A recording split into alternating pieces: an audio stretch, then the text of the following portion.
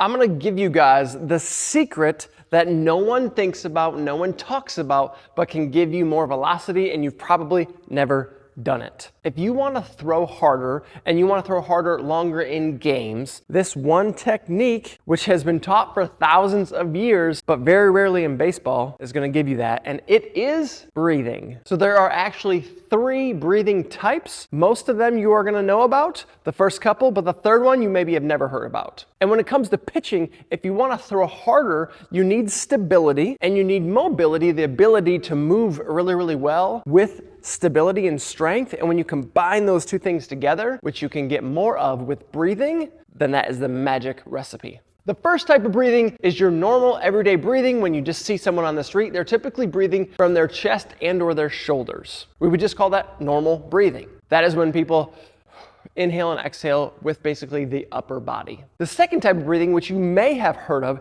is called belly breathing, where we try to expand the belly and we get the diaphragm working, which can create a more relaxed state and can do a lot of other things as well. The third type of breathing, one that you maybe have never heard about, incorporates both the upper body and the lower part of the upper body, and you are using both your chest and your stomach for a full 360 degrees form of breathing. What happens when you do that and you expand the entire rib cage and your belly and your back when you breathe, when you both inhale and exhale, we create more stability. That exhale becomes more powerful and we support the spine. A supported spine is able to rotate more quickly and more forcefully to try to impart force in the ball. What you also do when you're breathing more completely with big inhales and large, long exhales is you create more mobility or flexibility of some of your joints, which allows you to more freely move with more range of motion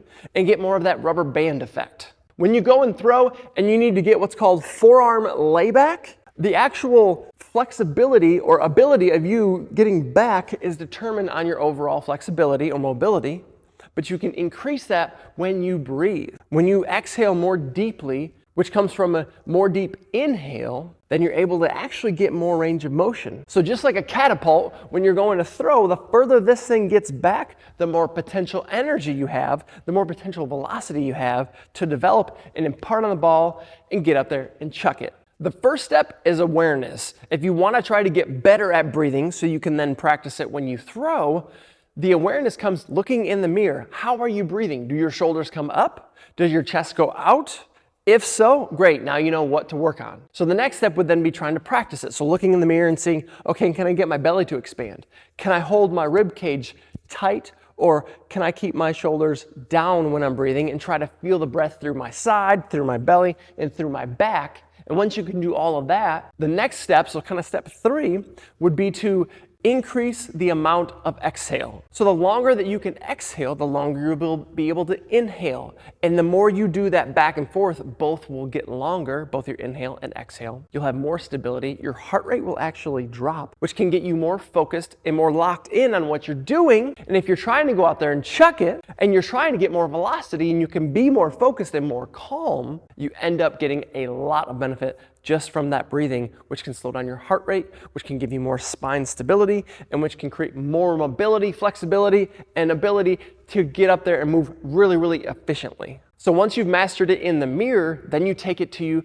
practices. When you're doing your warm-ups, try to increase the amount of exhale time. So if you can exhale as long as you can, and then inhale as long as you can, and keep doing that back and forth, as you're warming up and as you're throwing, you'll find your heart rate's lower, your stability's higher, your flexibility is higher, and your ability to throw more strikes, to throw harder, and to stay at that velocity will continue to increase as you get better at it. And then the last step would be to take that before you get to practice. When you leave to go to practice, when you're at practice and afterward, and then throughout the day. It's not to say that you have to be breathing like this all of the time, but to be able to do this consistently leading up to a practice, leading up to a game, leading up to a weekend or whatever it is that might stress you out, but you're trying to get better.